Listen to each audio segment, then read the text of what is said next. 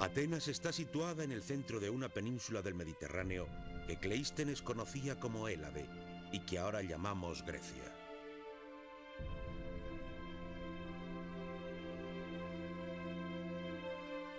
En tiempos de la juventud de Cleístenes, hubiera parecido imposible creer que esta ciudad pronto gobernaría un imperio. Ciertamente no es lo que llamaríamos una ciudad. Olvídense de Manhattan. Atenas en el centro tiene edificios públicos, pero sin embargo creo que nos la deberíamos imaginar más como un pueblo de alojamiento y asentamiento.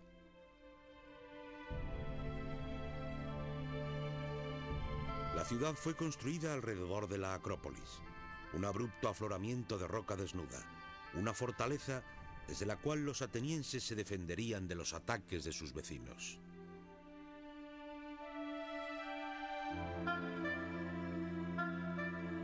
En las estrechas calles que rodeaban la Acrópolis se apiñaban los sencillos hogares de los granjeros y mercaderes.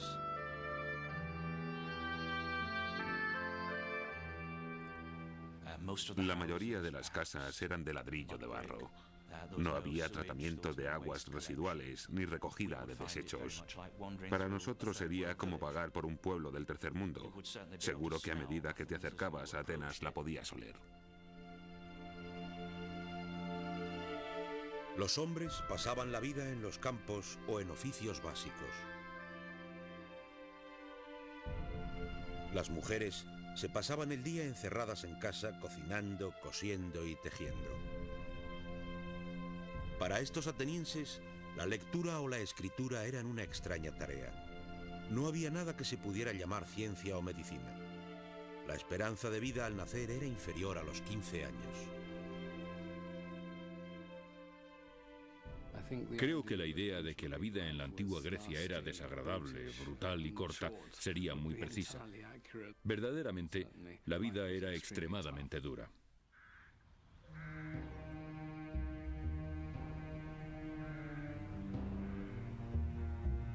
No era una sociedad de iguales.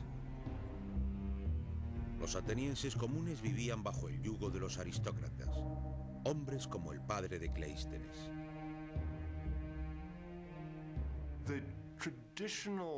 En el tradicional entorno político del cual surgió Cleístenes, todo el poder político efectivo estaba en manos de un puñado de personas.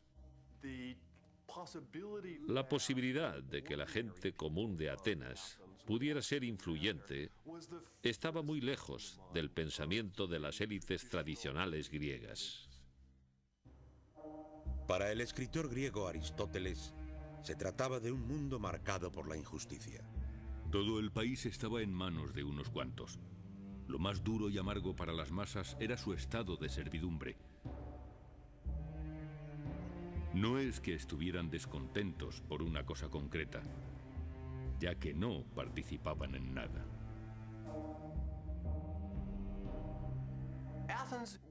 Atenas, en cierto sentido, se volvió en su propia contra. Tenía esa parte de la población, a la aristocracia, gozando de todo el poder a costa del resto de la población ciudadana.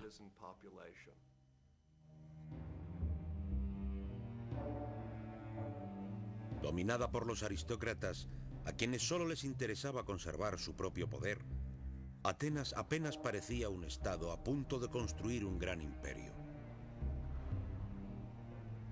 Pero por entonces tampoco parecía que Grecia fuera una tierra que pudiera generar tanta grandeza. Si te fijas en la geografía de Grecia, no se diría que fuera el lugar en donde se esperaría que surgiera una gran civilización. Hay demasiadas montañas. Grecia no tiene el obvio paisaje físico que típicamente se asocia con las auténticamente grandes civilizaciones imperiales del antiguo mundo. Las grandes civilizaciones de tiempos de Cleístenes habían crecido alrededor de los ríos y de las llanuras fértiles que se extendían desde sus orillas. Al sur de Grecia se encuentra Egipto, donde las inundaciones regulares del Nilo mantenían a una civilización desde hacía ya 2000 años. Y al este se encuentran los persas. En el corazón de su imperio fluyen los ríos Tigris y Éufrates. Este fue el lugar de nacimiento de la civilización. El hogar de las primeras ciudades del mundo.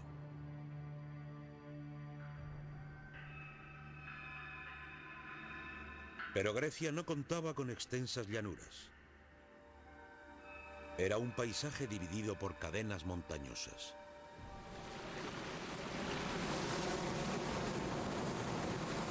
Más allá de la costa se encuentran numerosas islas diminutas. Parecía imposible para un simple gobernante dominar este mundo fragmentado. Grecia estaba dividida en innumerables naciones diminutas, cada una con su propia cultura e historia.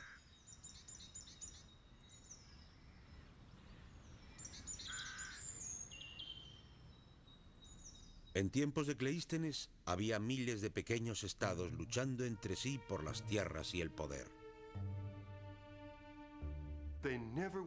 Nunca estaban unificados políticamente, o al menos en el periodo clásico, jamás estuvieron unificados políticamente. Y además, cada ciudad-estado griega, cada polis, luchaba por mantener su propia independencia, a veces con éxito, a veces sin él. A principios del siglo VI, Atenas no era ni mucho menos la más poderosa ni la más importante de estas diminutas naciones. Argos tenía unos 3000 años. Sus ciudadanos podían relatar su historia desde los míticos días de la guerra de Troya.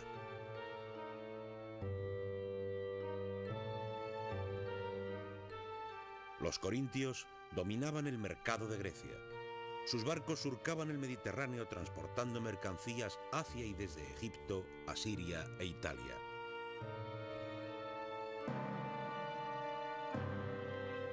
Pero había una ciudad con poder militar que parecía que iba a dominar toda la Grecia de Cleístenes.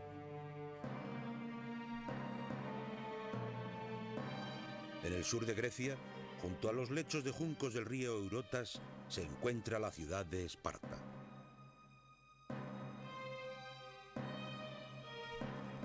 Los espartanos estaban destinados a ser soldados desde su nacimiento. Criados en el campo, separados de sus familias, sus vidas giraban en torno a la disciplina y la guerra.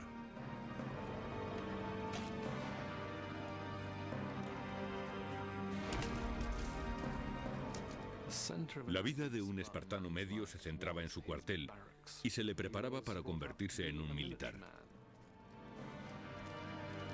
Los espartanos vivían una vida despojada de comodidades, con pocas posesiones, aparte de sus armas y de sus capas teñidas de rojo para disimular su sangre o la de sus víctimas. Los espartanos estaban entrenados para soportarlo todo.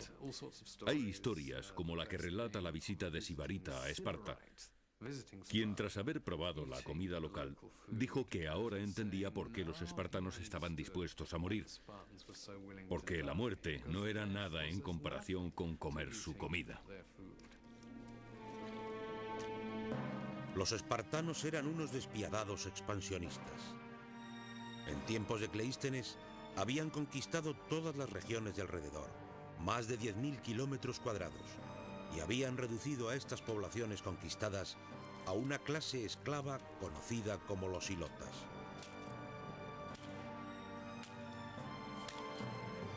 Los ilotas estaban forzados a trabajar en los campos de sus caciques espartanos y eran gobernados con mano de hierro. Cada año los espartanos declaraban la guerra a los ilotas y el objetivo de esto era, por supuesto, reforzar su identidad como comunidad guerrera. Pero también lo hacían para legitimar el poder de matar a un ilota. Y el sacrificio de los ilotas era una práctica regular, al contrario que el matar.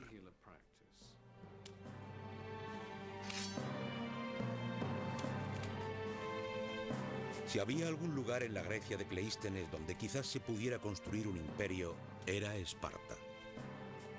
Para el resto de los griegos, la amenaza siempre estaba en él. Un día, un hombre de modales dignos y nobles llegó a la ciudad de Atenas. Junto a él se encontraba una alta y bella mujer. Una mujer que, según él, era la diosa de Atenas, Atenea. Este gallardo personaje pidió que le dieran el gobierno de Atenas porque, al igual que los héroes de Homero, estaba bajo la protección de una diosa. Sorprendentemente, los atenienses le acogieron como su nuevo gobernante, a pesar de que la diosa era una sencilla joven particularmente alta de un pueblo vecino. Y el personaje heroico era un extraordinario hombre llamado Peisístrato, el propio cuñado de Cleístenes. Pienso que Peisístrato era un excelente político. Sin duda, este hombre tenía un buen ojo para aprovechar todas las oportunidades. Pero mientras consolidaba su gobierno, estaba claro que Peisístrato tenía ambiciones mayores que simplemente conseguir el poder. Peisístrato era un hombre extremadamente inteligente. Claramente entendía que si iba a mantener el control de Atenas, que si iba a poder consolidar su gobierno y pasar el control a sus hijos, lo que era su objetivo, tendría que encontrar aliados.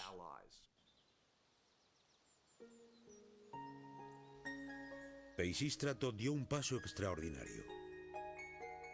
Acudió a los atenienses corrientes en busca de apoyo, minando la organización social de aristócratas y plebeyos que había durado siglos.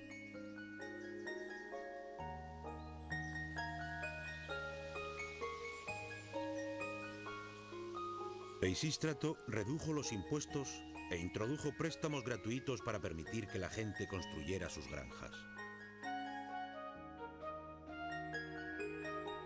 Y ofreciendo a los atenienses la oportunidad de prosperar, Peisístrato comenzó a transformar su ciudad.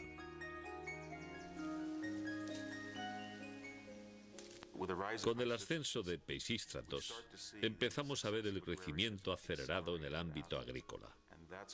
Y eso va a ser un grano que va a crecer y crecer y crecer en los 2 siglos siguientes. Y uno de los resultados de ello es el aumento de viñas y olivos.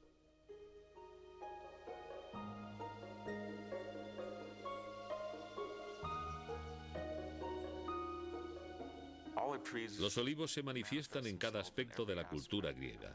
Económicamente, suministran aceite para cocinar, aceitunas para comer, lubricantes, jabón, combustible. Así que se trata de un producto económico de gran valor. La tierra de Atenas producía excelentes olivos, los mejores del mundo griego. Y mientras la producción se incrementaba, los atenienses encontraron un mercado preparado para este aceite.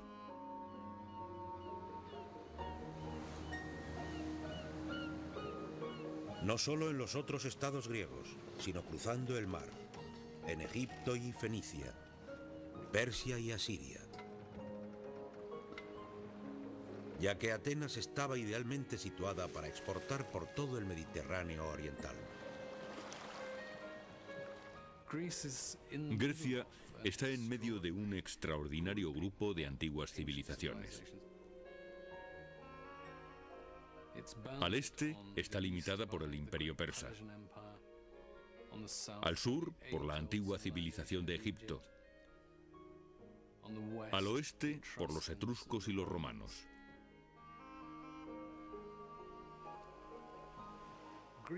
Los griegos estaban esparcidos.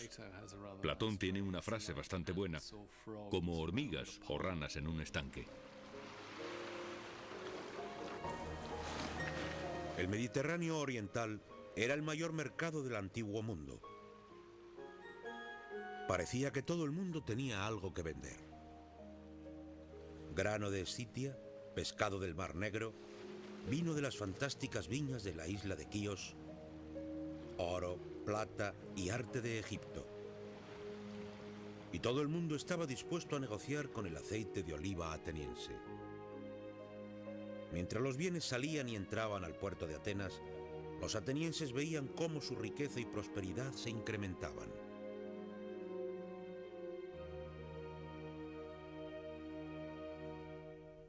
Pero la consecuencia más asombrosa de la repentina expansión de Atenas se originaría en las calles más oscuras de la ciudad. El primer legado artístico importante de Atenas, el vaso.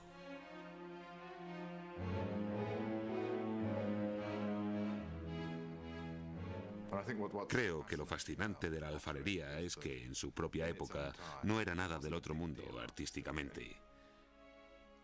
Lo que había dentro de las vasijas valía casi invariablemente más que la misma vasija. Aquí, en la zona conocida como Kerameikos, un antiguo distrito ateniense, también se encontraban los alfareros. Estos artesanos pertenecían al nivel más bajo de la sociedad ateniense. Si eras alfarero en la sociedad ateniense, yo no diría que fueras la escoria de la tierra, pero ciertamente no te respetaban. Era un trabajo duro, incesante, nada envidiado por los de la ciudad. La cerámica había sido un producto principal en el mundo antiguo durante miles de años, usada en la cocina de casa o para transportar aceites y comida. Pero su diseño siempre había sido sencillo, usando patrones geométricos y figuras básicas, diseños basados en el arte egipcio y asirio. Los alfareros atenienses, al decorar sus trabajos, empezaron a desarrollar un nuevo estilo de pintura. Una frescura y un naturalismo jamás vistos. Un estilo que hoy sigue asombrando. Hoy es normal que se paguen millones de dólares o libras por un jarrón griego en los modernos mercados de antigüedades. Y si los fabricantes de aquellas vasijas tuvieran la menor idea del precio al que se venden hoy, se revolverían en sus tumbas bien con resentimiento, bien con absoluta hilaridad. Estos alfareros atenienses parecían haber estado motivados no solo por la idea de producir buen arte para la eternidad, sino por competir entre sí. En una vasija particularmente delicada encontramos un orgulloso comentario. Eutímides, hijo de Polias, dibujó esto. Y luego debajo: y apuesto que Eufronias no lo hubiera hecho igual.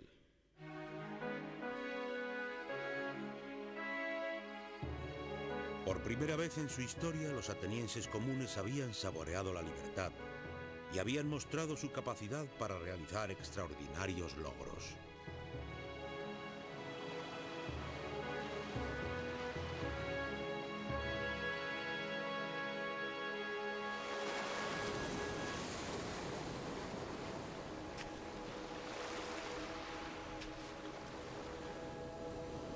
Cleístenes creció bajo el mandato de Peisístrato y vio cómo cambiaba Atenas.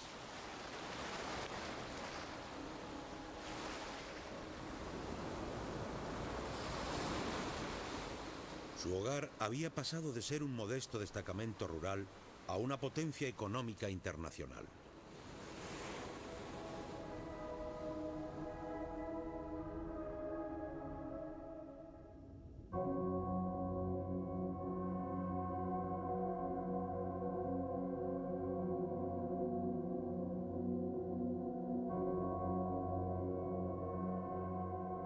Pero el gobierno de Peisístrato, de tiranía benévola, no duraría para siempre. En el año 527 a.C. murió y le enterraron aquí, en el cementerio ateniense. Su hijo Hipias le sucedió. Al principio, Hipias siguió los pasos de su padre, gobernando Atenas con mano suave. Pero pronto, los atenienses descubrieron la peligrosa naturaleza de la tiranía.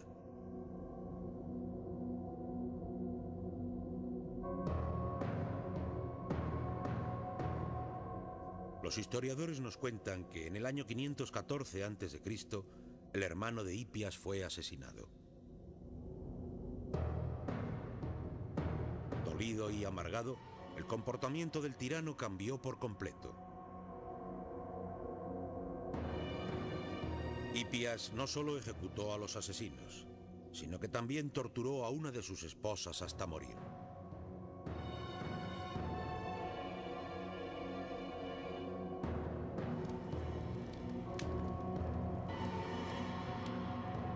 Aristóteles describió el cambio del gobernante hacia la locura. Después de esto, la tiranía se hizo mucho más cruel, ya que Hipías ordenó numerosas ejecuciones y sentencias de exilio para vengarse por la muerte de su hermano, y se hizo rencoroso y sospechaba de todo el mundo. Ahora, a los atenienses comunes les habían despojado de la libertad que habían ganado bajo el mandato de Peisístrato. Ahora en Atenas había una tiranía real en el sentido moderno de la palabra. Peisístrato había llegado al poder por un ideal. Ahora su hijo no tenía otro ideal que su propia supervivencia.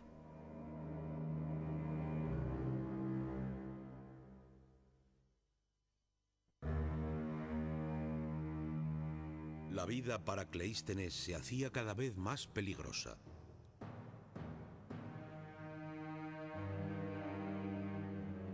Ya que el paranoico dictador sabía que de aquí, de los aristócratas, provendría la mayor amenaza a su poder. Y se demostraría que los temores de Hipías eran ciertos. Con el empeoramiento de la actitud de la tiranía, el momento parecía ser el adecuado.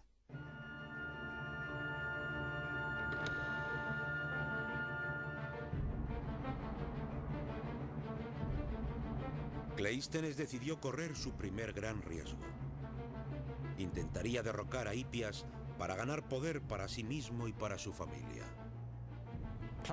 La ambición de Cleístenes, poner su sello en la época, es algo que por supuesto tenía en mente desde una edad muy temprana. En las historias de los héroes vemos que necesitan tener éxito y vencer en el momento adecuado.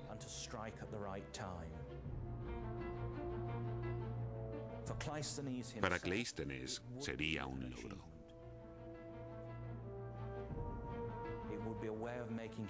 Cleístenes montó un complot para derrocar al tirano. Atraparon a Hipías en su fortaleza y desapareció de Atenas para siempre.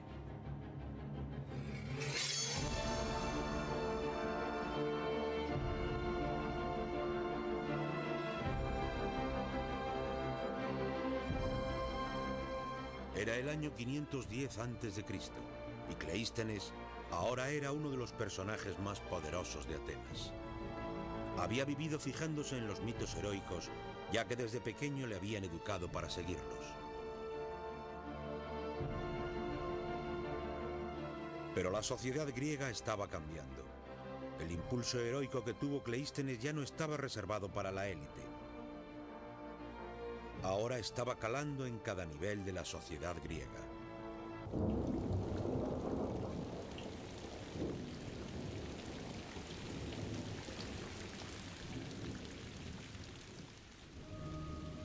Pero un mundo donde cualquiera podía alcanzar la victoria solo haría que Atenas fuera aún más inestable. Tan pronto como Cleístenes ganó poder, vio que otros estaban conspirando en su contra. Aquí el heroísmo todavía significaba una cosa: ganar poder cuando y como puedas. La única regla es que consigues lo que puedes y para ello luchas. Tienes que ir y demostrar que puedes ganar.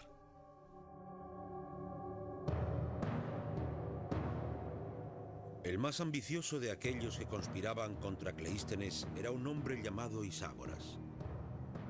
Iságoras era otro aristócrata ateniense. A él también le habían educado para creer que el poder era su derecho. Pero Iságoras también sabía que él solo no podía conseguir poder.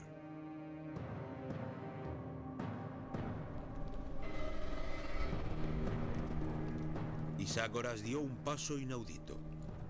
Salió de Atenas en busca de apoyo.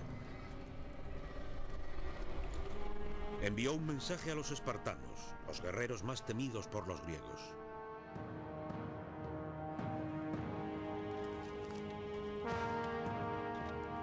Iságoras era un viejo amigo de los espartanos. Corría el rumor de que había compartido a su esposa con el rey espartano. Inmediatamente los espartanos proporcionaron un ejército con sus mejores tropas para que apoyaran a Iságoras en su intento para conseguir poder, para ayudarle a traicionar a su ciudad. Iságoras realmente se la estaba jugando. Atrajo al estado más poderoso de Grecia. Estaba muy claro que iba a convertir a Atenas en el objetivo del estado de Esparta.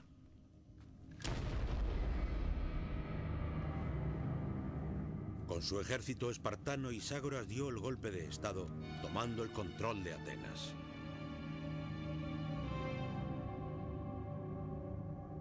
Él y sus tropas gobernarían desde el punto más alto de la ciudad, una fortaleza sobre la Acrópolis.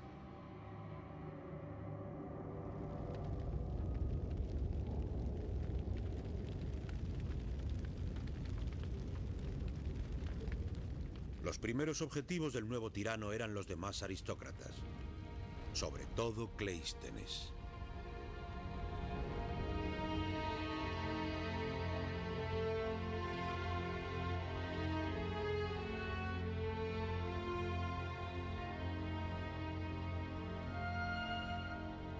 Unas 700 familias fueron expulsadas de Atenas, incluyendo a la de Cleístenes.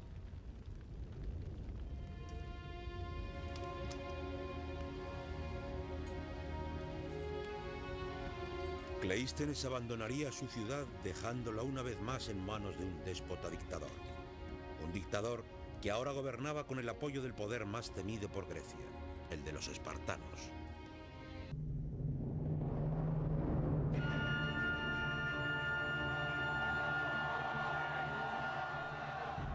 Mientras Cleístenes sufría en el exilio, Atenas se estremecía por un extraordinario evento.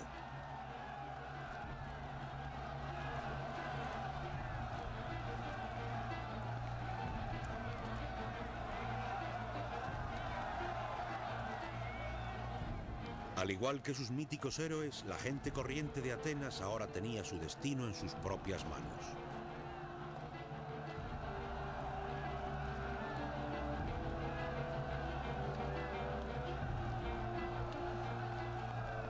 Se rebelaron.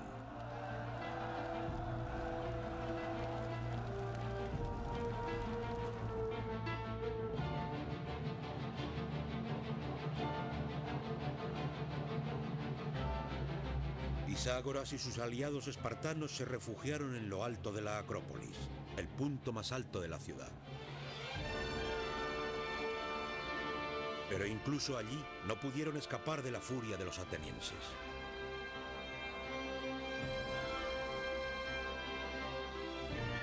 Durante 2 días y 2 noches, Iságoras luchó contra este extraordinario levantamiento, hasta que finalmente, la mañana del tercer día, le forzaron a rendirse.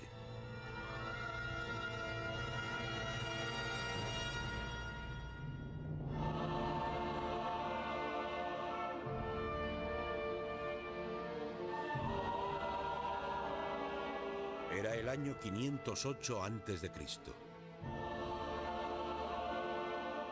Este sería el primer paso de Atenas hacia el imperio y la gloria. Por primera vez en la historia escrita, el pueblo había reducido a sus gobernantes y conseguido el poder para sí mismo.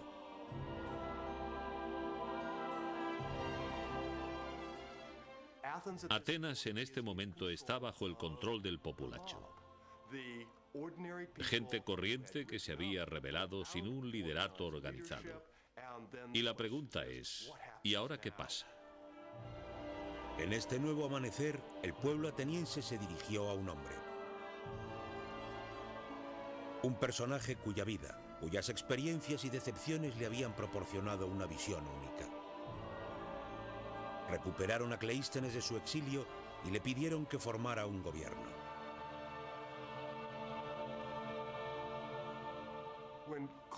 Cuando Cleístenes regresó a Atenas, después de la expulsión de los espartanos, se enfrentó a un notable reto. No existía la posibilidad de coger y volver a poner en el poder a un grupo de aristócratas. No era posible para él declararse a sí mismo tirano. En cierto sentido, lo que Cleístenes tenía que hacer era diseñar una revolucionaria solución gubernamental para una situación política revolucionaria.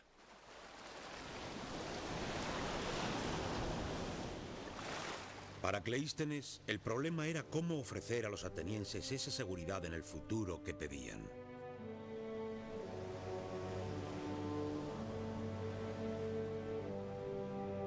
En una colina ateniense se estaba excavando en la roca una gran sala de reuniones. Aquí, a la sombra de la Acrópolis, los ciudadanos de Atenas ahora se podían reunir para discutir el futuro de su estado.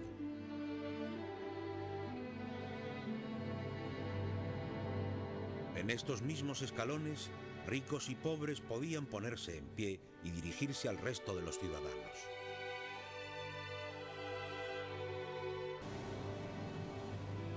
Y en el lugar donde una vez el gobierno se había decidido mediante la fuerza de una espada o por el golpe de una afilada lanza, Cleístenes instituyó el voto simple.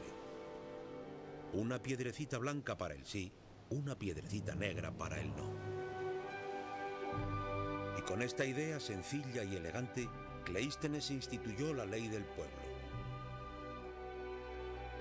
Un sistema de gobierno que ahora conocemos como democracia.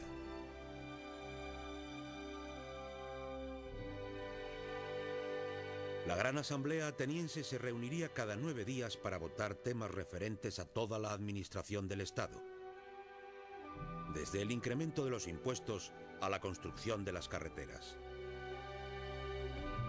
desde el precio de los higos hasta la declaración de una guerra.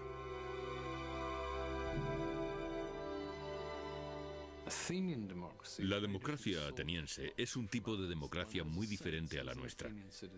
Uno tiene la sensación, como ciudadano ateniense, de que no es diferente.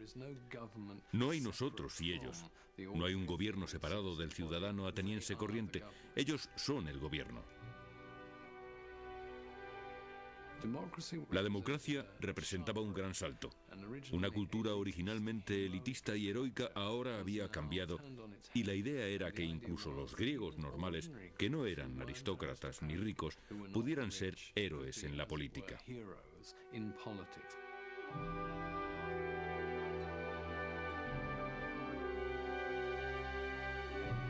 Era un sistema de gobierno que transformaría este diminuto estado y desencadenaría la civilización más floreciente que el mundo había visto hasta entonces.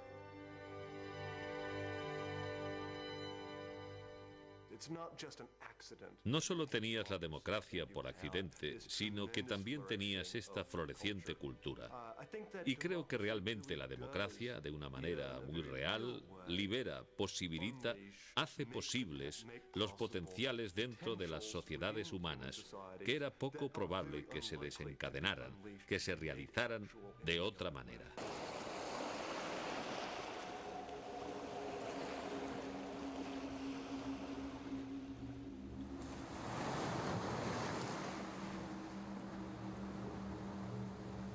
Pero mientras la democracia de Cleístenes se fortalecía, una nueva amenaza se congregaba en el este: el poderoso imperio persa. Los persas eran la mayor potencia de la época. Gobernaban un imperio que se extendía desde la India hasta el Mediterráneo. Según Atenas adquiría poder y confianza, los persas se daban cuenta de que este diminuto estado de su frontera oriental pronto supondría una amenaza.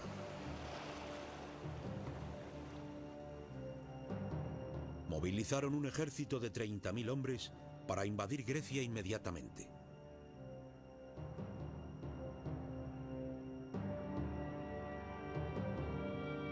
La democracia de Cleístenes, apenas nacida, se iba a enfrentar ahora a su prueba más dura. Los persas vivían bajo un régimen de rígida tiranía. Al mando de su imperio se encontraba Darío, conocido por los griegos como el Gran Rey. Los súbditos peticionarios se tenían que cubrir la boca en su presencia para evitar contaminar el aire que él respiraba.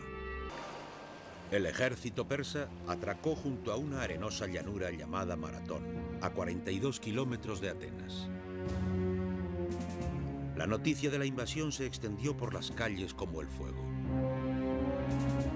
La ciudad no tenía ejército permanente. Cada varón ateniense tendría que ir a defender a su estado. Los ciudadanos más pobres tenían lanzas, palos, arcos y flechas, cualquier arma que pudieran encontrar. Pero el corazón del ejército ateniense serían los soplitas. Hombres que se podían permitir una pesada armadura de bronce, un escudo, una lanza y una espada. Los atenienses contaban con un ejército pequeño, pero lleno de determinación. Esa es probablemente la primera vez en la historia del Estado ateniense en que toda la población se unió. Y para ellos, reclutar 10.000 hoplitas de entre una población de 20 o 30.000 suponía un logro considerable. Es asombroso. Los atenienses se enfrentaban a los persas en el campo de batalla con pocas esperanzas de victoria. Los persas eran 2 veces más numerosos.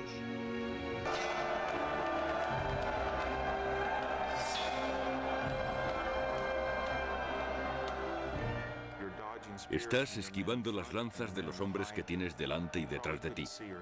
Probablemente no las podías ver ni oír, solo sentías la presión. No podías ver cómo se hundía la espada que te arrancaba uno de los testículos. No podías ver la lanza que te decapitaba.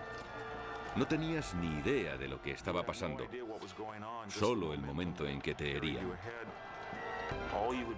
Y te dabas cuenta de que tenías que continuar y seguir apuñalando y permanecer en pie y esperar que los demás también hicieran lo mismo.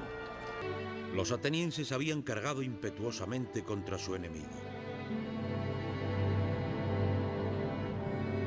Y el frente persa no resistió el asalto.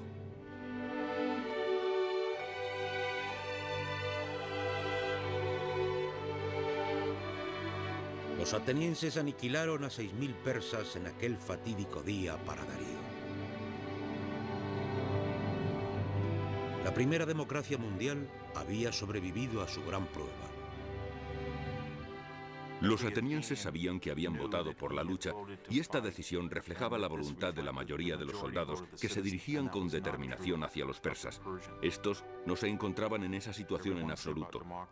La democracia cuenta con los ejércitos más patrióticos, más entusiastas y a menudo más grandes. Los atenienses regresaron a su ciudad para celebrar su victoria.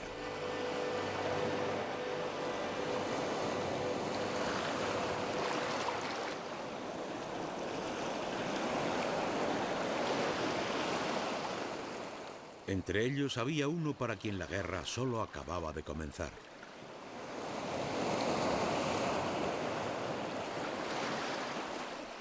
Un general llamado Temístocles.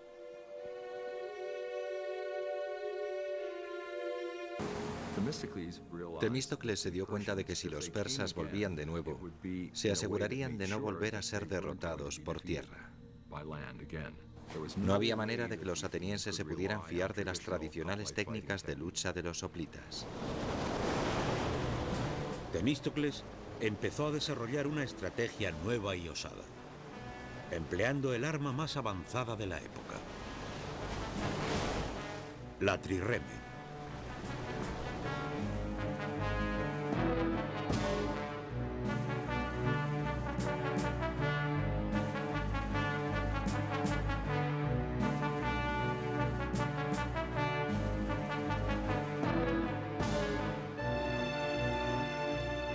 Las trirremes habían sido desarrolladas por el Estado griego de Corinto, los mejores armadores del mundo antiguo.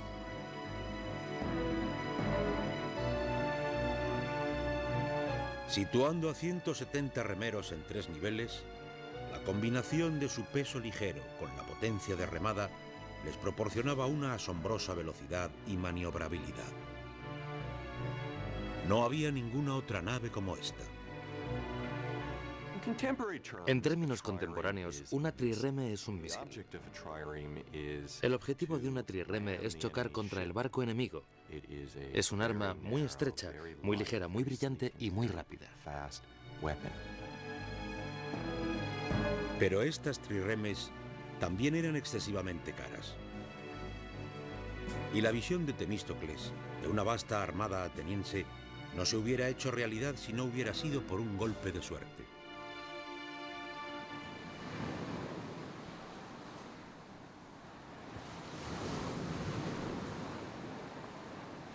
En el año 483 a.C., los atenienses descubrieron un gran filón de plata en su territorio. Valía cientos de talentos, una enorme cantidad en el mundo antiguo.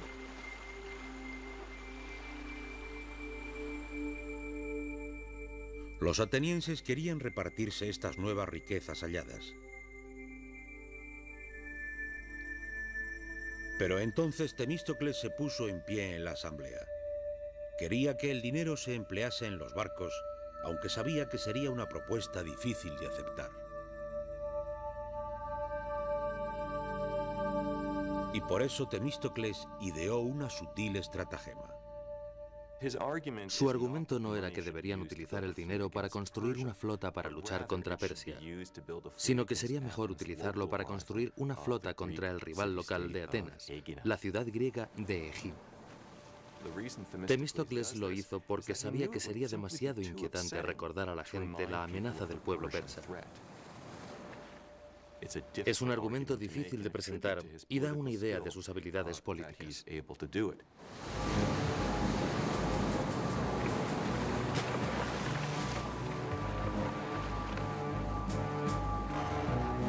Temístocles convenció a los atenienses para que construyeran la mayor fuerza naval de Grecia. Y no tardarían poco.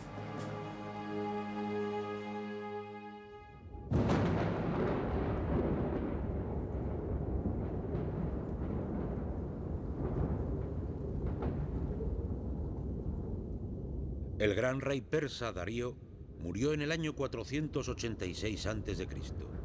y su hijo Jerjes asumió el trono de su padre.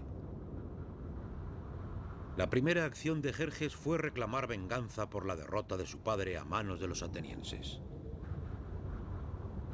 En nombre de mi padre y en nombre de todos mis súbditos, no descansaré hasta haber tomado Atenas y hacerla arder en llamas. Como potencia imperial, los persas no pueden permitir que los estados pequeños y potencias regionales como esta les derroten con impunidad. Jerjes comenzó a organizar sus ejércitos. Reclutó tropas en cada rincón del imperio: árabes, egipcios, fenicios y persas. Los rumores llegaron a Atenas afirmando que el ejército de Jerjes contaba con casi 2 millones de hombres, que era el mayor ejército que jamás había visto el mundo y que pronto estarían listos para marchar.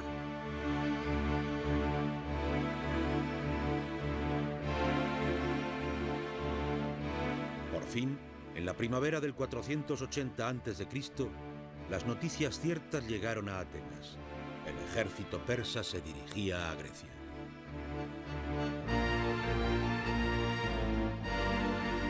Los documentos históricos dicen que las tropas de Jerjes secaron los ríos, pisotearon los campos, destrozando las tierras mientras marchaban hacia Grecia. Jerjes confiaba en la victoria. Debemos extender el imperio de Persia para que sus fronteras sean el propio cielo de Dios, para que el sol no mire hacia ninguna tierra que no sea nuestra. Cuando los griegos se dieron cuenta de que los persas les estaban invadiendo de nuevo, el terror se apoderó de todo el país. Para los atenienses, que sabían que serían el primer objetivo de Jerjes, este parecía ser el fin. El pánico se apoderaba de la ciudad y dirigieron su mirada a los dioses.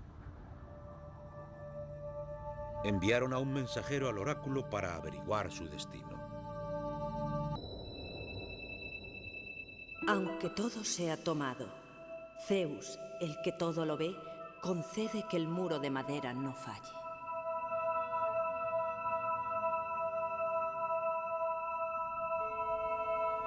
Ahora se preguntaban qué podría ser este muro de madera. Algunos decían que significaba la fortaleza del centro de Atenas, la Acrópolis, pero Temístocles tenía otra idea.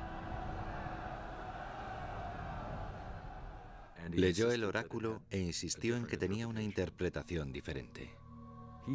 Que los barcos eran la barricada de madera que sería la clave de nuestro éxito. El plan de Temístocles era atrevido. Eludir el conflicto en tierra y luchar contra los persas en el mar.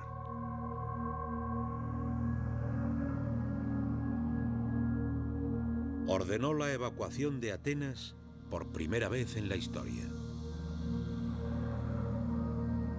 Esta orden de evacuación, tallada en una tabla expuesta públicamente, todavía se conserva y fue descubierta en la parte trasera de una cafetería griega. Los atenienses deben enviar a sus hijos y mujeres al pueblo de Troecen. Todos los hombres deben embarcar en los 200 barcos que se han preparado para luchar contra los bárbaros. Temístocles ordenó que su flota de trirremes se reuniera en Salamina, una pequeña isla alejada de la costa ateniense. La estrategia de Temístocles es extraordinaria, no solo porque es innovadora y osada, sino porque requiere un gran autosacrificio por parte del pueblo ateniense. Quiere que cada hombre, mujer y niño abandone su casa y posesiones para ir al exilio.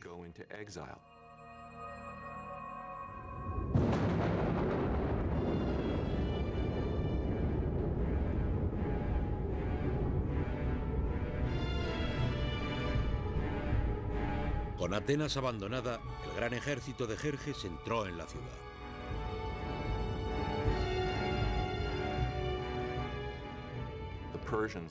Los persas entraron y llegaron hasta la Acrópolis, el símbolo de Atenas. Y la quemaron.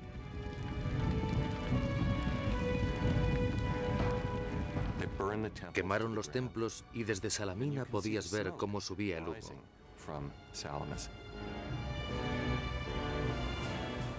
Había sido una devastadora y humillante visión.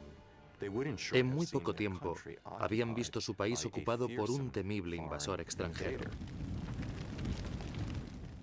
Seguro que se estaban preguntando si alguna vez podrían volver a casa.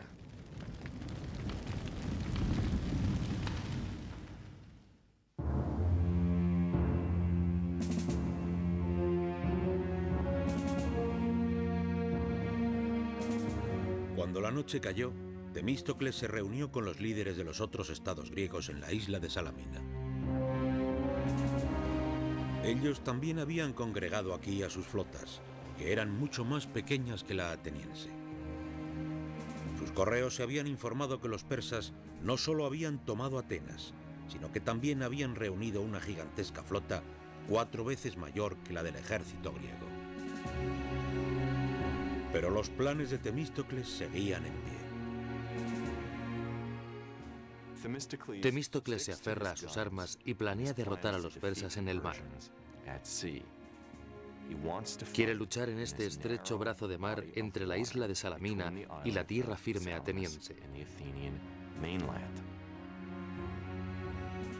Lo difícil sería conseguir que el enemigo luchase allí, porque los persas no eran estúpidos. Temístocles envió a su sirviente a Jerjes con un mensaje aparentemente traicionero. Los griegos tienen miedo y planean huir. Están peleando entre sí y no ofrecerán resistencia. En este momento tienes la oportunidad de conseguir un éxito incomparable. Y tan impaciente estaba Jerjes por conseguir la victoria que cayó en la estratagema de Temístocles. Jerjes pone en formación a sus almirantes. Estos embarcan y pasan toda la noche remando.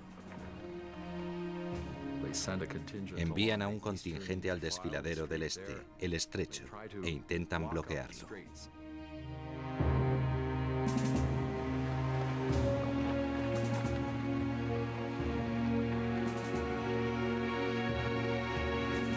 Hasta el amanecer, los persas no se dieron cuenta de la verdadera naturaleza del plan de Temístocles.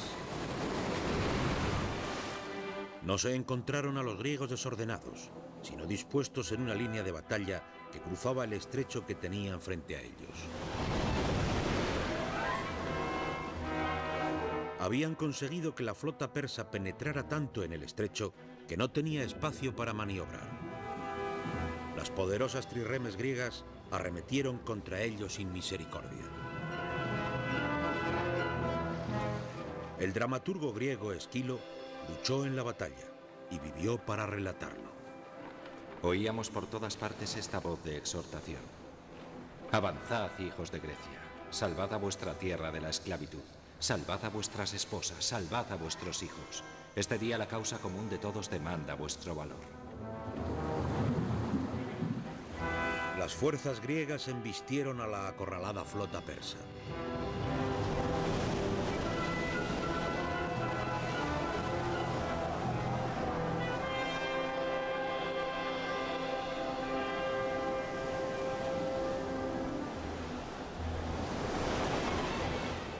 El mismo Jerjes observaba la carnicería desde un trono de oro situado en la orilla.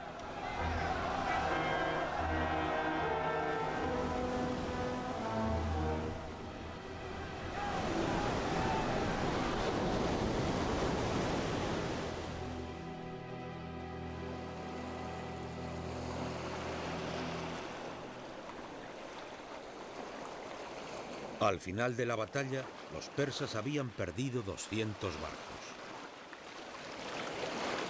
Para los griegos era una victoria extraordinaria y decisiva. La victoria de Salamina es muy importante para Grecia y para los atenienses. Destroza a la armada persa.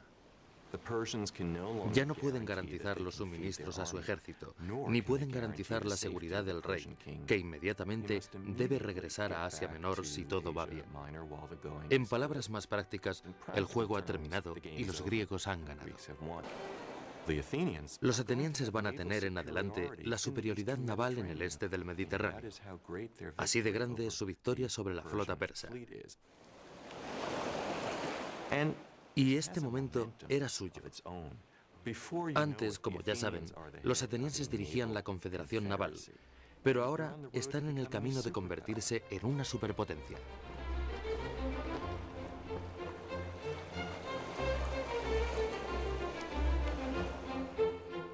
Los atenienses fundaron la Liga de Delos, una alianza de los estados griegos ideada para mantener a los persas en jaque. Su tesoro estaba localizado aquí, en la isla de Delos, donde todavía permanecen las ruinas.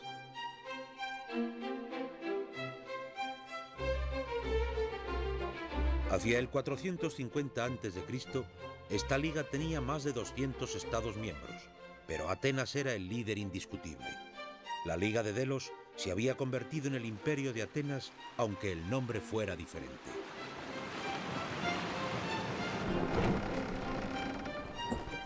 La supremacía naval de Atenas también le otorgó poder económico.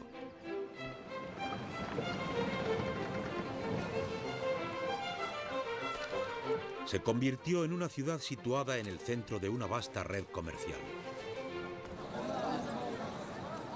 Los bienes de todo el Mediterráneo iban a parar a sus puertos. En su apogeo, Atenas era la gran manzana, o si quieres, el gran olivo del Mediterráneo oriental. Constantes idas y venidas de los negociantes. Los muelles estaban llenos de gente hablando en diferentes lenguas.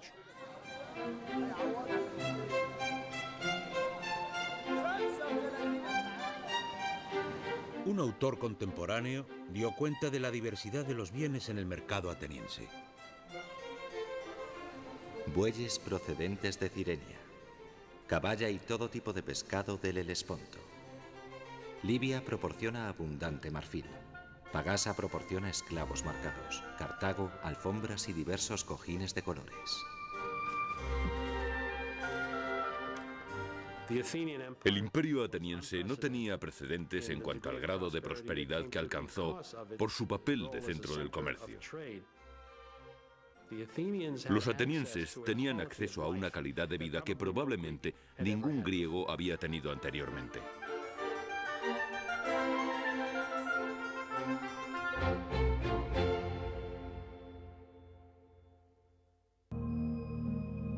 Los atenienses protegían con entusiasmo su democracia de cualquier amenaza extranjera o doméstica.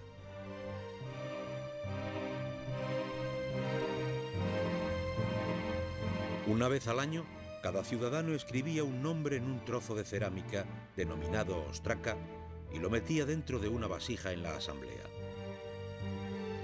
La persona cuyo nombre saliera más veces sería condenado al ostracismo.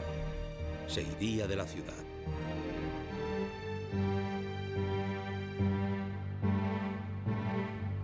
Así es como los atenienses protegían su gobierno, expulsando a cualquier persona que creyeran que podía llegar a ser demasiado poderosa. La democracia ateniense podía señalar a cualquier ciudadano, incluso al héroe más grande de la guerra. El mismo Temístocles también se vio atacado.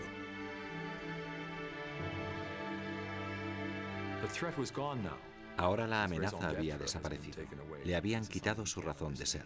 Es algo que no puede entender. Temístocles reacciona, quizás de una manera cruel y poco elegante. Recordó a los votantes atenienses lo mucho que le debían.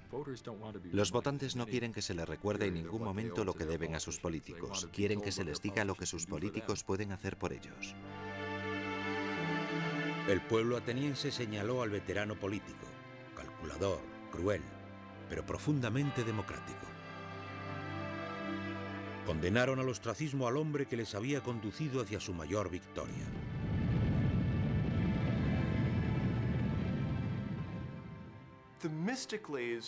Temístocles había sido condenado al ostracismo, creo que porque veían que había crecido tanto que no le cabían las botas.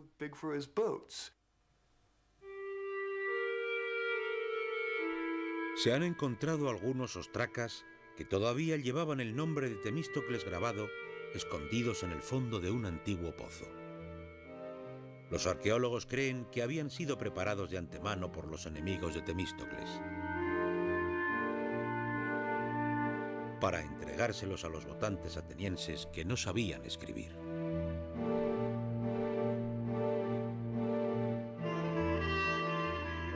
Temístocles jamás se recuperó de esta humillación. Pasó el resto de sus días vagando de estado en estado, muriendo finalmente en el exilio en Persia, el país cuya derrota había sido su mayor triunfo.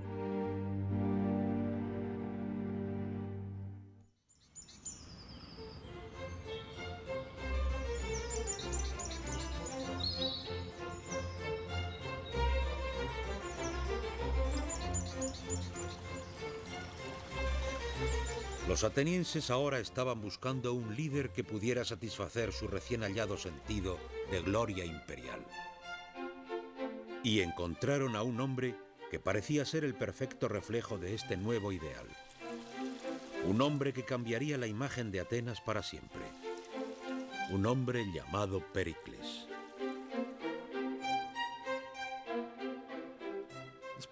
Probablemente no hay otra figura tan importante en la historia de la Grecia clásica como la de Pericles.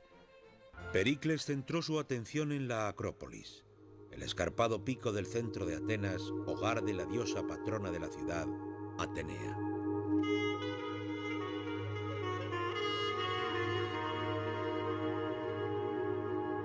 Veinte años antes, los persas habían incendiado los templos que se encontraban aquí. Desde entonces, los atenienses no habían tocado estas ruinas como recuerdo a las víctimas de la guerra.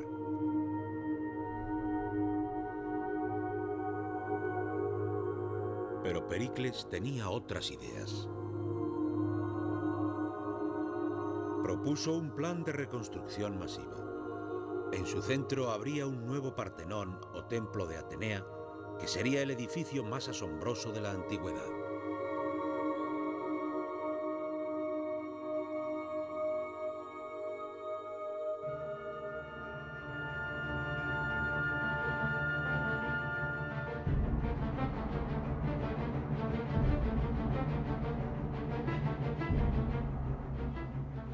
Este nuevo programa de reconstrucción tenía una magnitud y un presupuesto sin precedentes.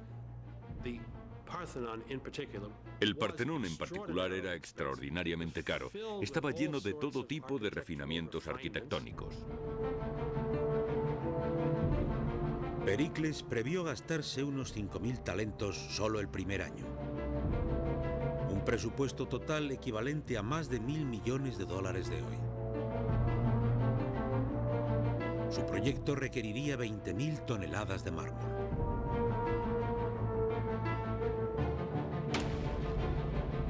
Las canteras atenienses del Monte Pantélico, situado a las afueras de la ciudad, atronaban mientras cientos de trabajadores descubrían y extraían grandes trozos de mármol de la montaña. Este templo sería decorado como no se había hecho anteriormente. Participaron escultores y artesanos de todo el mundo griego. Con ellos se encontraba Pericles, ya que el edificio del Partenón era su propio proyecto personal. Seleccionó a los arquitectos, seleccionó a los hombres que diseñaron los planos. Pericles estaba implicado directamente en el proceso de planificación. Algunos protestaron porque estaba engalanando la ciudad como una prostituta. Pero cuando terminaron el edificio en solo 15 años, las críticas se acallaron.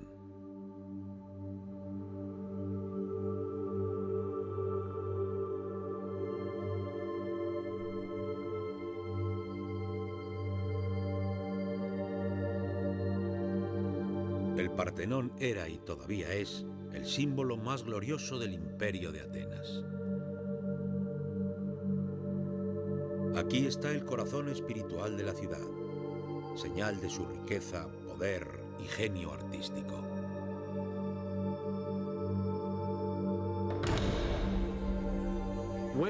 Al entrar, el visitante se debía quedar atónito.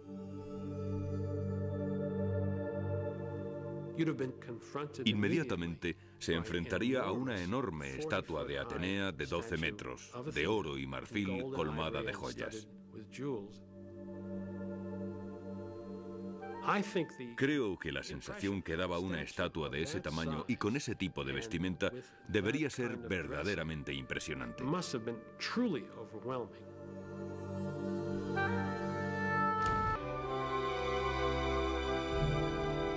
Toda la estructura del Partenón está sutilmente diseñada para compensar la distorsión óptica.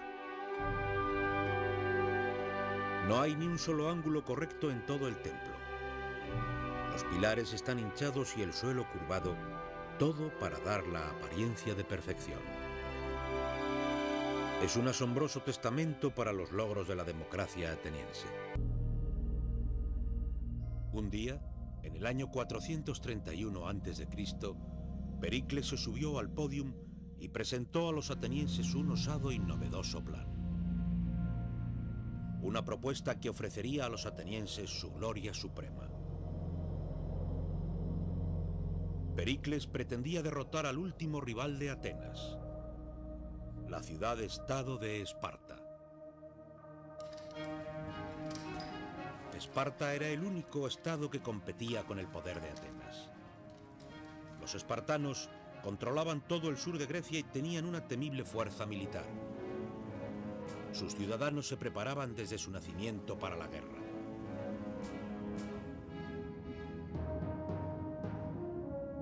Durante décadas, la tensión se había estado generando entre Atenas y Esparta. Para Pericles, había llegado la hora de ocuparse de su peligroso adversario. Para convertir a Atenas en el líder indiscutible del Mediterráneo. Si vamos a la guerra como creo que debemos hacer, Hay que tener determinación para no desfallecer. La mayor gloria se gana superando los mayores peligros.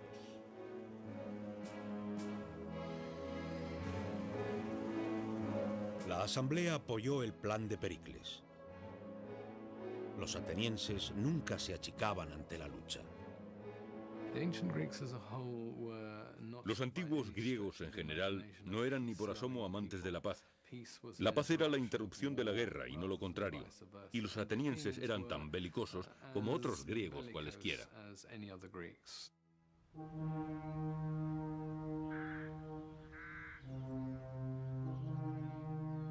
Pero Pericles sabía que no sería fácil ganar una guerra a Esparta, ya que la infantería espartana superaba con creces a las fuerzas atenienses.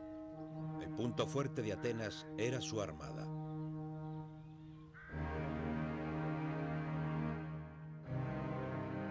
Así que Pericles propuso una estrategia de asombrosa complejidad y sofisticación. Convenció a los atenienses para que abandonaran la tierra que rodeaba a Atenas y se retiraran tras los grandes muros que se extendían desde la ciudad hasta su puerto de El Pireo.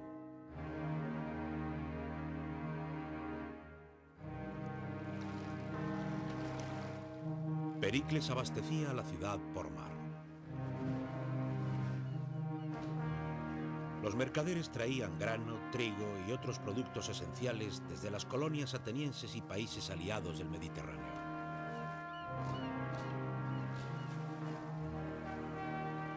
Protegidos por la poderosa flota ateniense. Y Pericles usaría su gran armada para atacar a los espartanos desde la costa.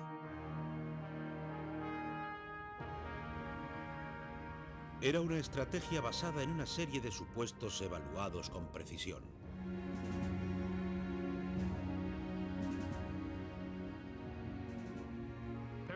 Pericles esperaba que después de un año o dos, pero no más de 3, los espartanos se dieran cuenta de que no podrían ganar la guerra, porque los atenienses jamás se prestarían a una batalla de infantería, lo que los espartanos necesitaban para ganar, ya que no disponían de ninguna otra arma. La flota de Atenas siempre había sido la clave del éxito de la ciudad. Había obtenido las mayores victorias militares y le había proporcionado un imperio.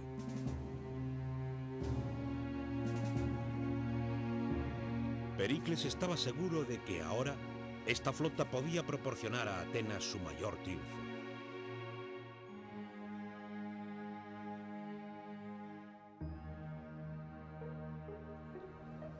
Los atenienses se aglomeraban tras los muros de la ciudad. Confiando en su visión de poder imperial y gloria, asumieron que la estrategia de Pericles solo proporcionaría la victoria. Pero entre esta ingente multitud se encontraba un hombre que rechazaba asumir cualquier cosa.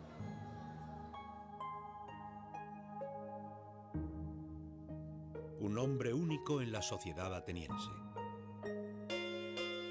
Un hombre llamado Sócrates.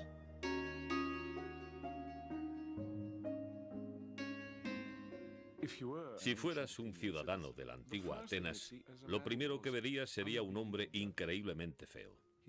Tenía la cabeza demasiado grande, los ojos demasiado grandes, su nariz estaba mal hecha. El aspecto de Sócrates rompe todas las reglas de belleza de la Grecia clásica, del concepto de proporción y medida.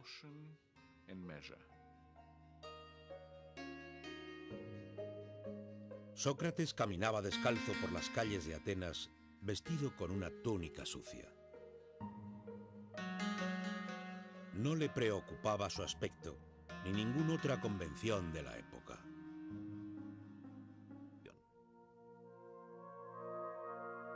Sócrates se pasaba el día conversando, caminando por las calles de Atenas, hablando y debatiendo con cualquiera que se encontrara.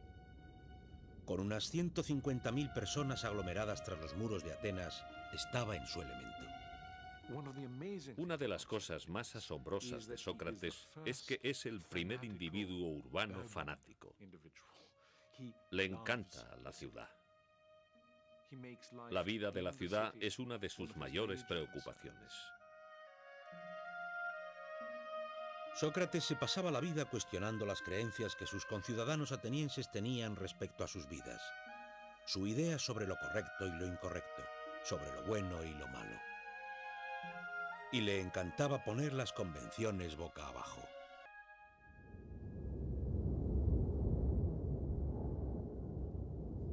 Pero mientras Sócrates se pasaba la vida debatiendo, su ciudad estaba empeñada en una guerra. Los espartanos invadieron el territorio ateniense e incendiaron las tierras de labranza que rodeaban la ciudad. Los atenienses estaban cada vez más inquietos. Podían ver desde los muros de la ciudad cómo destruían sus campos y cultivos. Pero tal era la reputación de Pericles que se las arregló para convencer a los atenienses de que siguieran apoyando su plan. La ciudad podía confiar en su flota y en las mercancías provenientes de todo el mundo para su suministro. Pero lo que Pericles ignoraba era que su flota transportaba una amenaza aún mayor.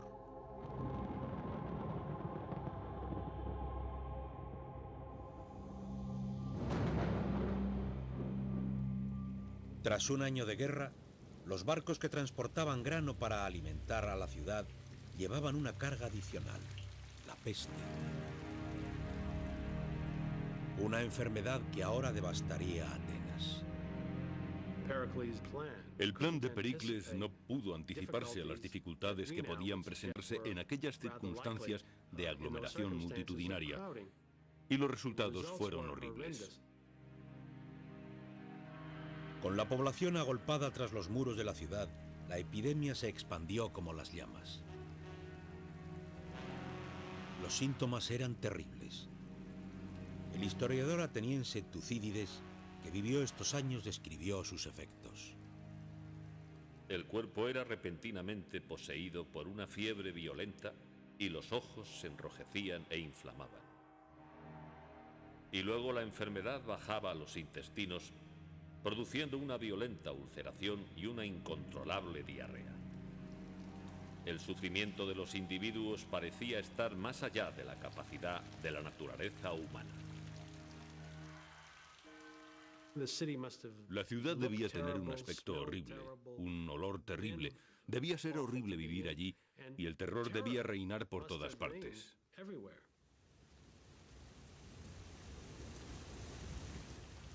Los afectados, sacudidos por la fiebre y por una sed terrible, se arrastraban hasta los depósitos de la ciudad y conductos de agua para morir.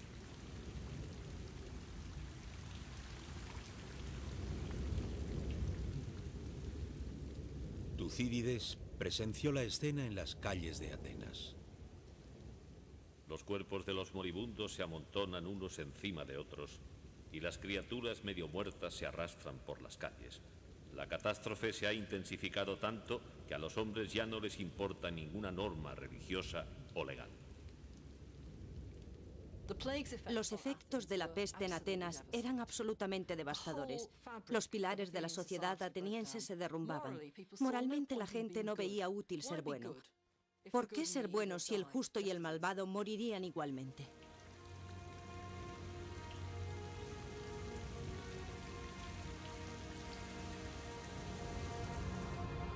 La peste mató a alrededor de 1/3 de la población de Atenas. Y también afectó a la cabeza de la ciudad, Pericles.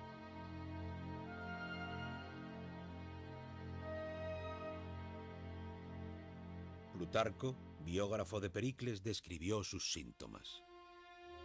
La plaga afectó a Pericles, no con ataques agudos y violentos, sino con un agudo y persistente mal que agotaría las fuerzas de su cuerpo y debilitaría su noble alma.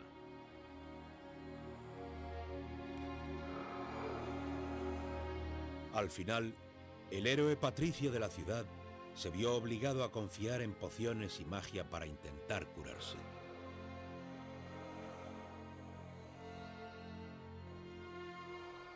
Mostró a uno de sus amigos un amuleto que una mujer le había colgado alrededor del cuello como si le quisiera decir que estaba tan enfermo que había admitido semejante tontería.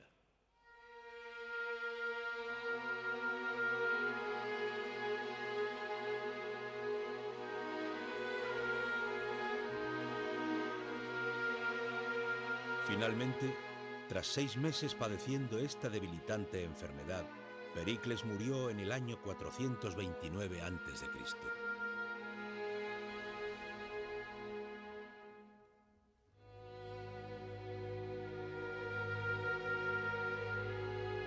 Pericles había planeado convertir a Atenas en la mayor potencia del Mediterráneo. Pero su estrategia, minuciosamente calculada, solo le había traído enfermedad y muerte.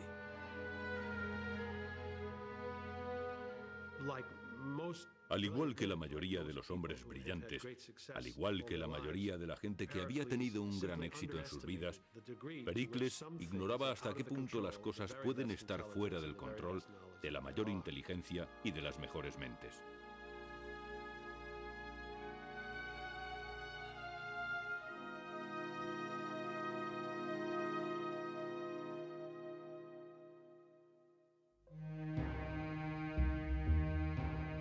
La muerte de Pericles tuvo consecuencias de gran alcance. Pronto estuvo claro que este hombre había sido el eje del Estado ateniense. Las crónicas de Plutarco dicen que los cambios fueron bruscos y dramáticos. Aquellos que, mientras él vivió, disintieron de la gran autoridad de Pericles, ahora se dan cuenta de que fue el principal protector de la seguridad pública y ahora lo seguía una enorme corrupción.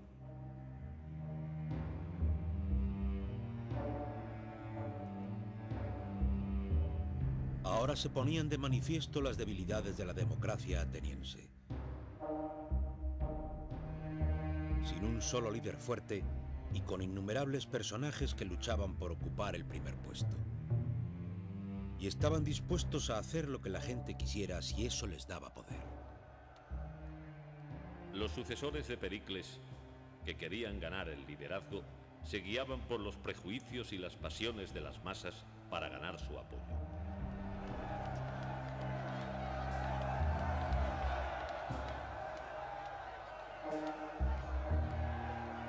La democracia ateniense revelaba un novedoso y terrorífico potencial, el de ser arrastrada por los caprichos de la masa.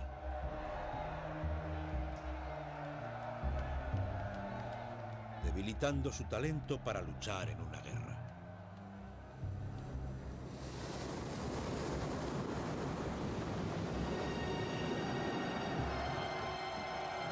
Mientras el conflicto se endurecía, una fuerza naval ateniense ganó una batalla contra los espartanos en unos bravos mares azotados por las tormentas. Los generales que iban al mando de la fuerza regresaron a Atenas esperando un recibimiento de héroes.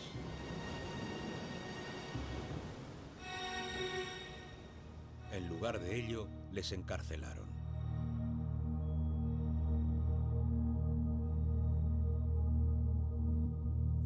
La tormenta había forzado a los comandantes a navegar directamente hacia Atenas, sin poder recoger a los soldados que habían caído por la borda durante la batalla.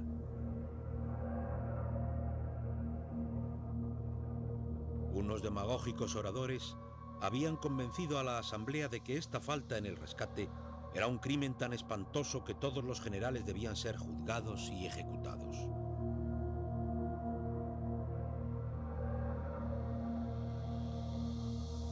Sabemos que un solo hombre se levantó e intentó frenar a la multitud: Sócrates.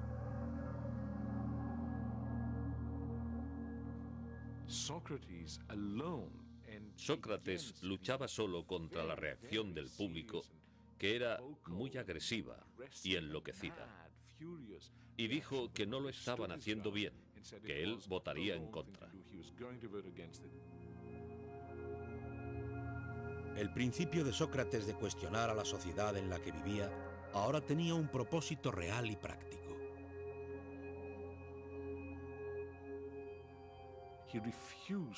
Se negó a ceder ante cualquier presión y pensó por sí mismo, e hizo lo que su conciencia y su razonamiento le decían que era lo adecuado.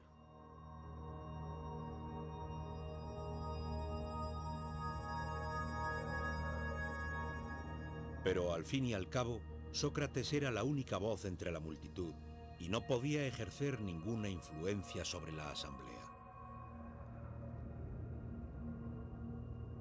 Condenaron a los generales a muerte haciéndoles beber cicuta.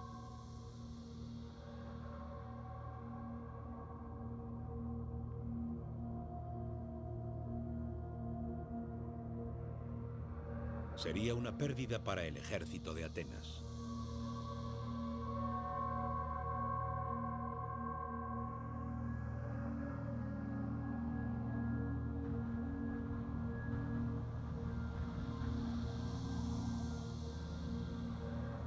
Con la asamblea en manos de déspotas que solo se preocupaban de sí mismos, la otrora gloriosa Atenas empezó a perder su rumbo. Tras la muerte de Pericles, Atenas jamás volvió a tener un líder político con una visión de futuro o con una serie de metas que podría intentar alcanzar con la esperanza razonable de hacerla realidad.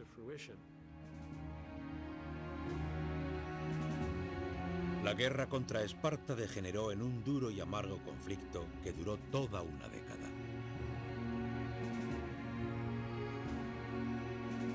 Los espartanos devastaron la tierra que rodeaba a Atenas. Mientras, todavía la flota proporcionaba los suministros a la ciudad. Pero ninguna parte era capaz de vencer a la otra.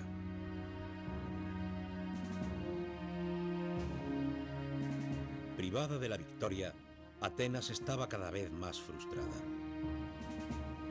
¿No eran ellos el mejor estado de toda Grecia? ¿Seguro que llegaría la hora en que Atenas demostraría su poder de una vez por todas?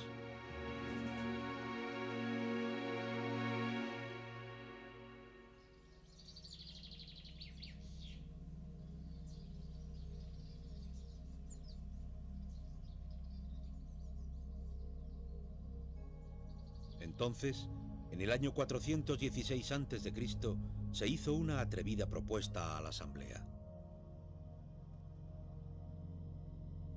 Una propuesta que, aunque no derrotara a los espartanos, al menos satisfaría el hambre de gloria de Atenas. Una pequeña colonia griega situada en la isla de Sicilia había pedido protección.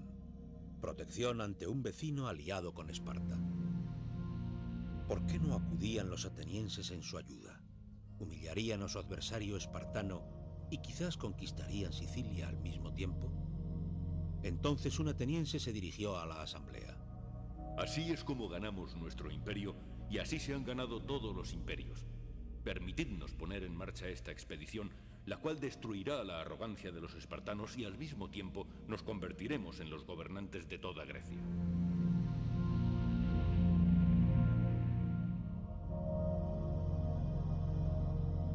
Era un plan osado que debía ser ejecutado a gran escala y que requería una flota de guerra y un ejército de unos 10.000 hombres.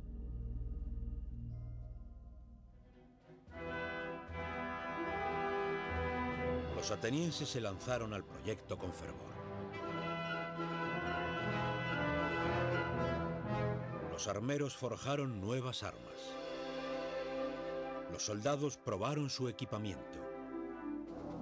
La flota cargaba las provisiones y los carpinteros de navío prepararon sus buques para navegar.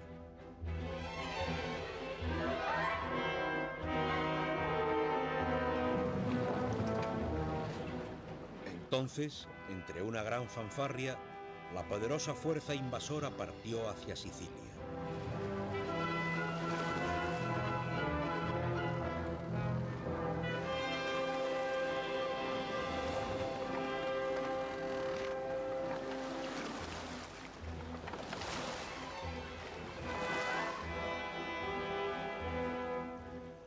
Seis meses más tarde se recibieron noticias de ellos. La campaña no se estaba desarrollando tan rápido como esperaban. Necesitaban refuerzos. Y luego, nada. Ni una noticia.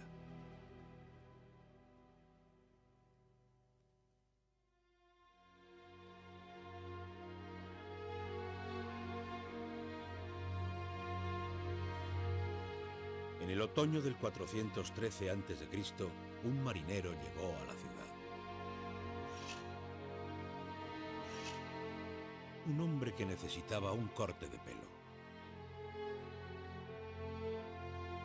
Y mientras hablaba con su barbero, le contó un estremecedor relato sobre una inmensa y terrible matanza.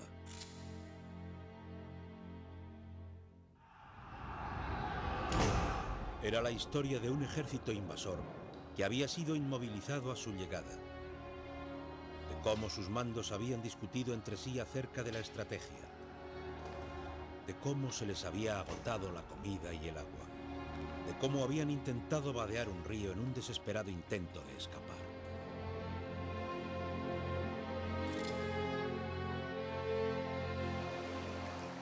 Entraron precipitadamente.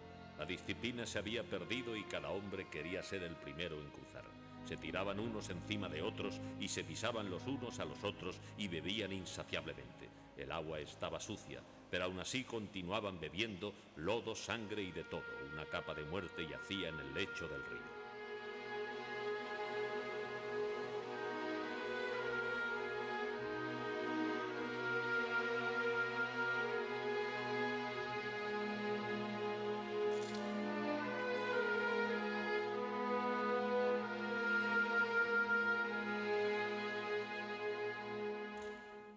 Así fue como los atenienses descubrieron que habían sufrido una de las mayores derrotas de la historia antigua.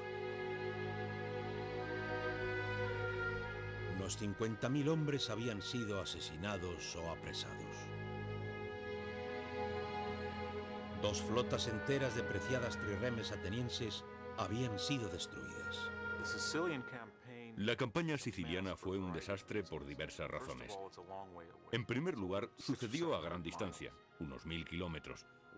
En cuanto llegan, discuten para ver lo que tienen que hacer. Pero quizás el mayor problema es que no existió ninguna razón táctica para hacerlo. No hubo razón estratégica para llevarlo a cabo. El único motivo fue que a ellos les interesaba personalmente.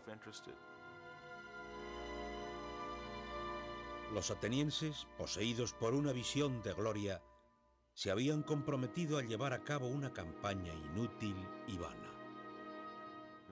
Tenían la idea equivocada de que podían hacerlo rápidamente. Desembarcar, lograr una rápida victoria y ganar un rico estado tributario. Tucídides registró las dimensiones de la devastación. Fue la acción más notoria que conocemos de la historia griega, ya que fue una derrota absoluta. Las pérdidas fueron totales. El ejército, la armada, todo fue destruido.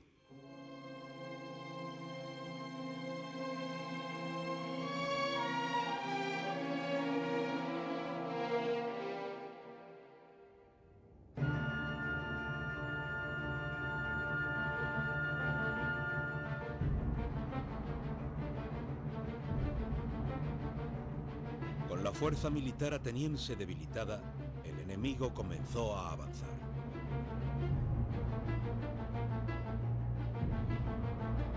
Los persas, que habían sido humillados por los atenienses 50 años antes, veían ahora la oportunidad de vengarse. Acudieron a los espartanos ofreciéndoles ayuda. Los persas lo habían estado observando detenidamente y decidieron intervenir y ayudar a los espartanos. Y esa ayuda fue en forma de remeros y barcos. Aunque Esparta no había sido una potencia naval con anterioridad, ahora tenía una flota pagada con el oro persa.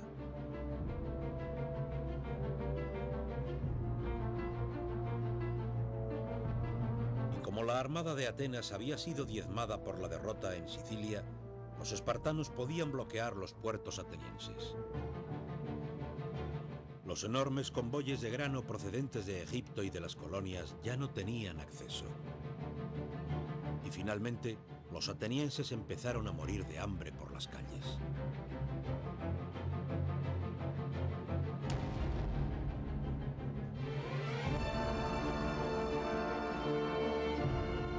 pueblo acudió a la diosa Atenea.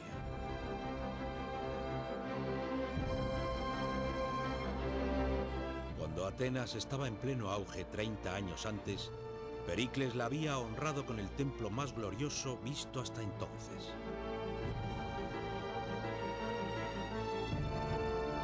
Pero la diosa no les podía ayudar.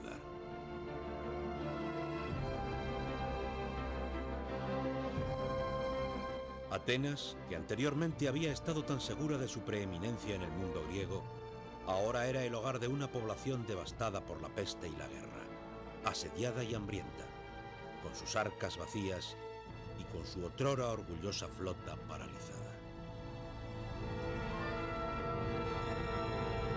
En el 404 a.C., Atenas finalmente se rindió al comandante espartano Lisandro.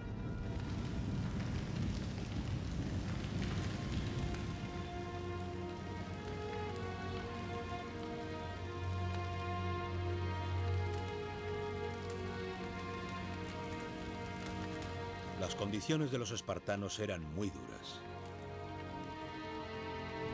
Los grandes muros que habían defendido la ciudad debían ser derribados. Su flota debía ser destruida.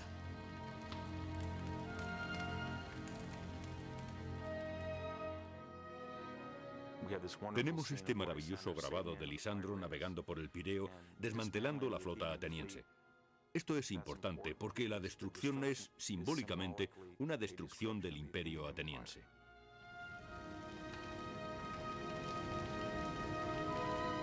Los restos de la gigantesca armada de Atenas fueron quemados. Solo se dejaron 12 barcos.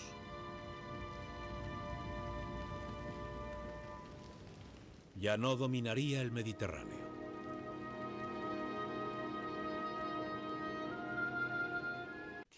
Y el sacrificio de los hilotas era una práctica regular, al contrario que el matar.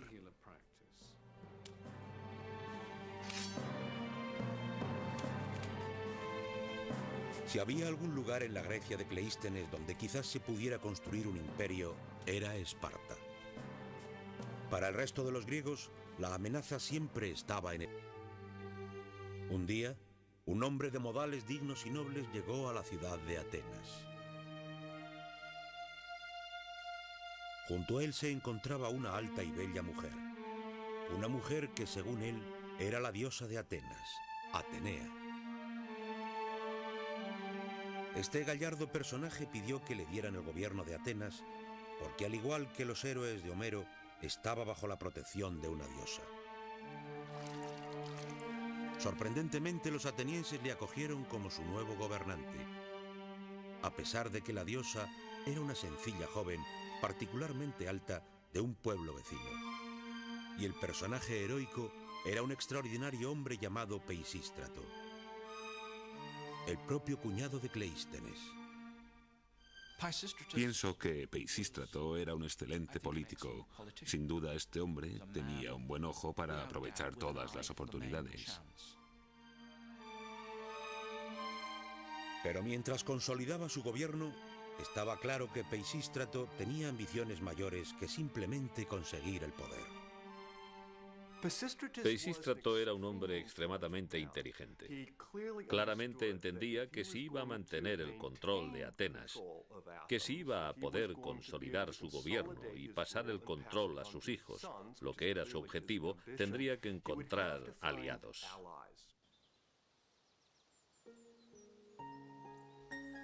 Peisístrato dio un paso extraordinario. Acudió a los atenienses corrientes en busca de apoyo, minando la organización social de aristócratas y plebeyos que había durado siglos.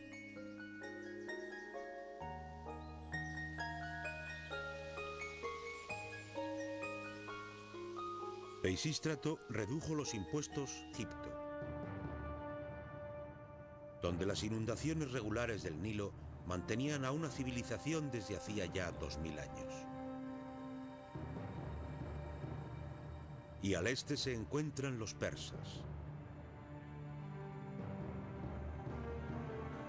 En el corazón de su imperio fluyen los ríos Tigris y Éufrates. Este fue el lugar de nacimiento de la civilización. El hogar de las primeras ciudades del mundo.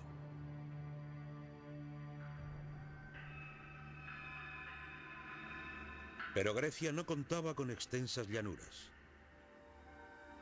Era un paisaje dividido por cadenas montañosas.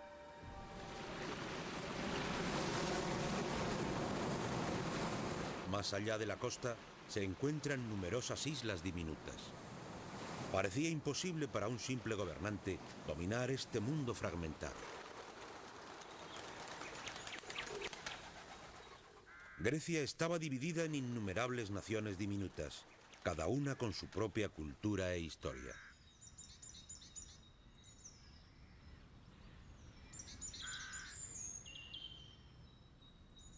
En tiempos de Cleístenes había miles de pequeños estados luchando entre sí por las tierras y el poder.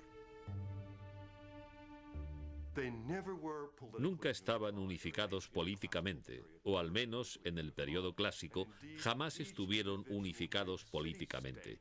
Y además, cada ciudad-estado griega, cada polis, luchaba por mantener su propia independencia, a veces con éxito, a veces sin él. A principios del siglo VI, Atenas no era ni mucho menos la más poderosa ni la más importante de estas diminutas naciones. Argos tenía unos 3000 años. Sus ciudadanos podían relatar su historia desde los míticos días de la guerra de Troya.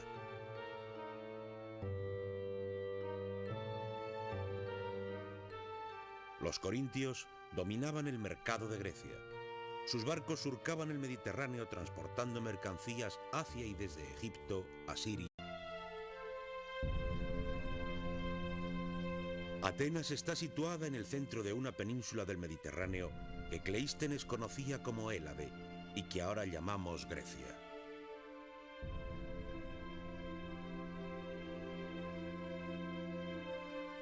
En tiempos de la juventud de Cleístenes, hubiera parecido imposible creer que esta ciudad pronto gobernaría un imperio. Ciertamente no es lo que llamaríamos una ciudad. Olvídense de Manhattan. Atenas en el centro tiene edificios públicos, pero sin embargo creo que nos la deberíamos imaginar más como un pueblo de alojamiento y asentamiento.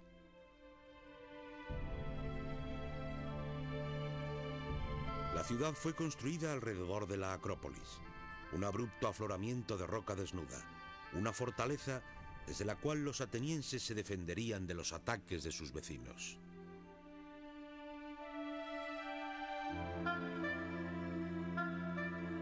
En las estrechas calles que rodeaban la Acrópolis se apiñaban los sencillos hogares de los granjeros y mercaderes.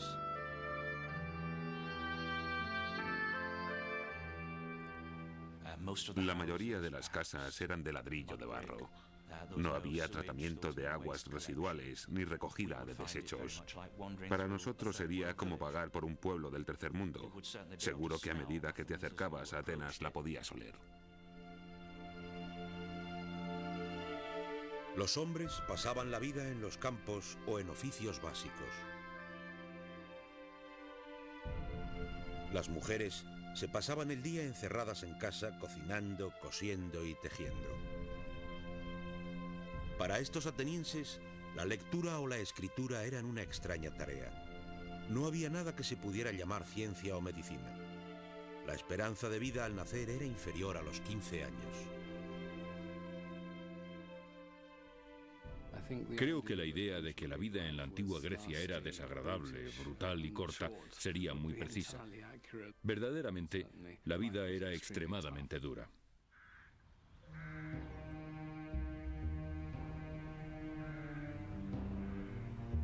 E Italia.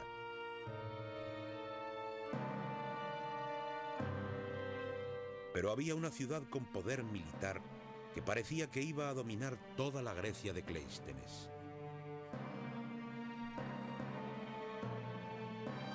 En el sur de Grecia, junto a los lechos de juncos del río Eurotas, se encuentra la ciudad de Esparta.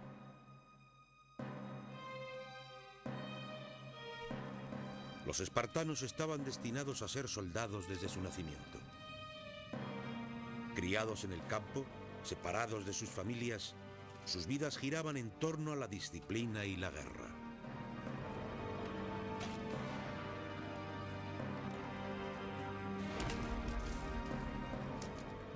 La vida de un espartano medio se centraba en su cuartel y se le preparaba para convertirse en un militar. Los espartanos vivían una vida despojada de comodidades, con pocas posesiones, aparte de sus armas y de sus capas teñidas de rojo para disimular su sangre o la de sus víctimas. Los espartanos estaban entrenados para soportarlo todo.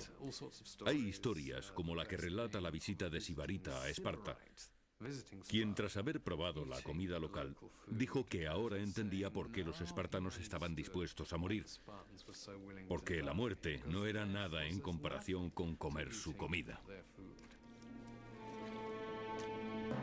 Los espartanos eran unos despiadados expansionistas. En tiempos de Cleístenes habían conquistado todas las regiones de alrededor, más de 10.000 kilómetros cuadrados, y habían reducido a estas poblaciones conquistadas a una clase esclava conocida como los ilotas.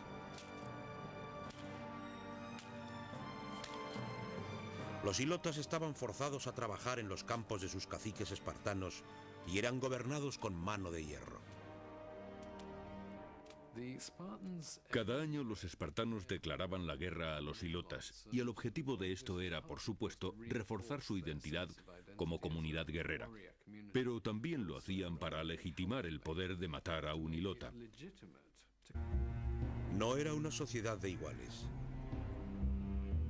Los atenienses comunes vivían bajo el yugo de los aristócratas, hombres como el padre de Cleístenes.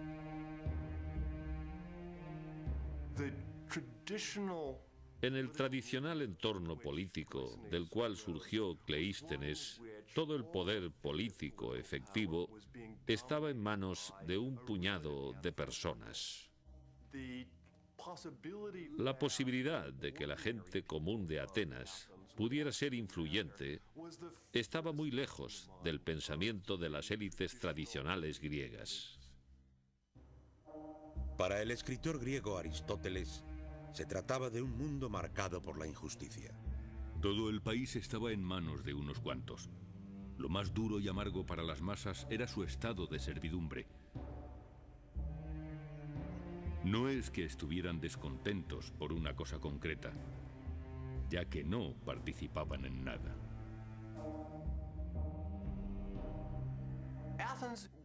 Atenas, en cierto sentido, se volvió en su propia contra.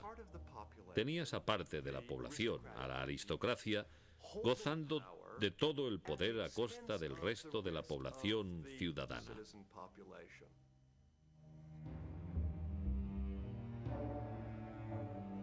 Dominada por los aristócratas, a quienes solo les interesaba conservar su propio poder, Atenas apenas parecía un estado a punto de construir un gran imperio.